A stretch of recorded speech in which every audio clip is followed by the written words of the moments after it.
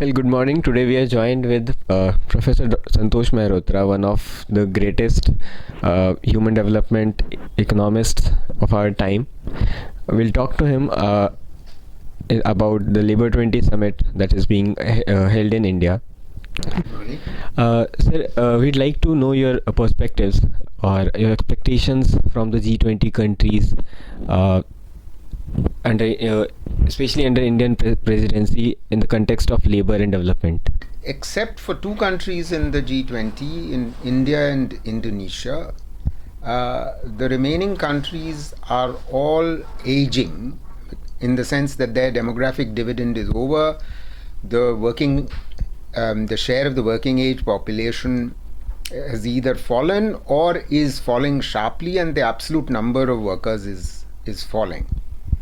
This is not true for India and Indonesia, but for the remaining 17, this is true. So this is one big challenge, how we will ensure social security for all their workers, which is why social security and provision of social insurance, old age pension, death and disability insurance, maternity benefit is absolutely critical in the next decade, and it must be universalized. So this is challenge number one. The second challenge, I would imagine, it actually follows from the first, because when I say social security has to be provided to the majority of the population in these emerging market economies, then the associate challenge is that most of the, or a very high share of the total number of workers in these economies are informal.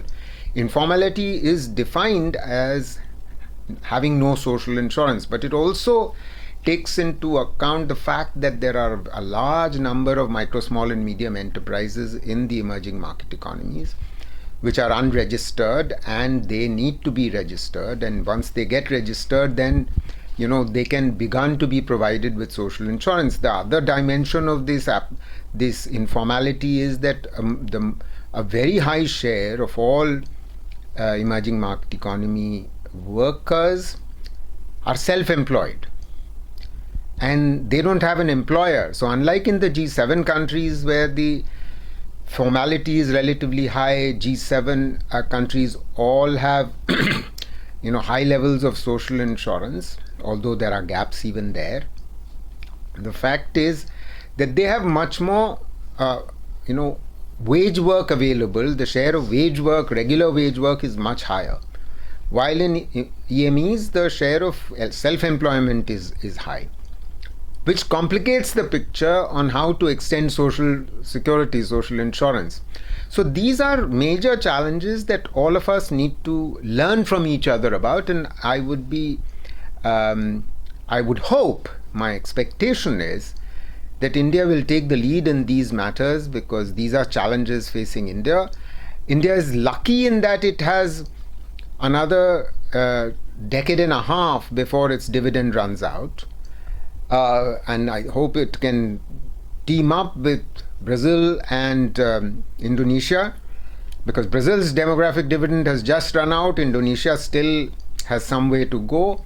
So the Troika can actually work together on these themes.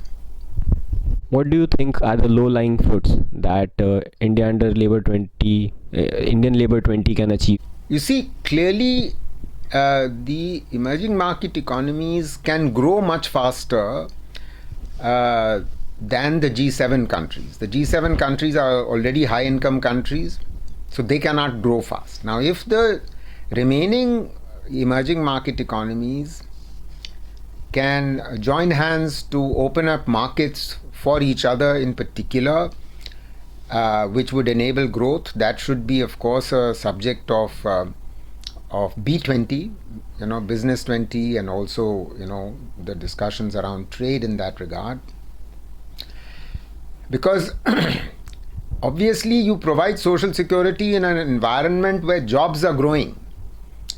So the low-lying fruit, I would say, would be to focus our attention on drawing on the fact that emerging market economies have relatively young populations, all of whom are coming into the labor market, and because per capita incomes in emerging market economies are low, they can grow faster than the G7 countries.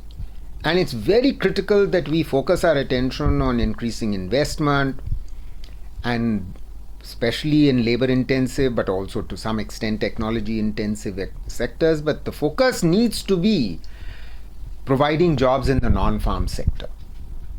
So that can be done provided there is a policy focus, and the low-lying fruit can be reaped if and only if policies are right.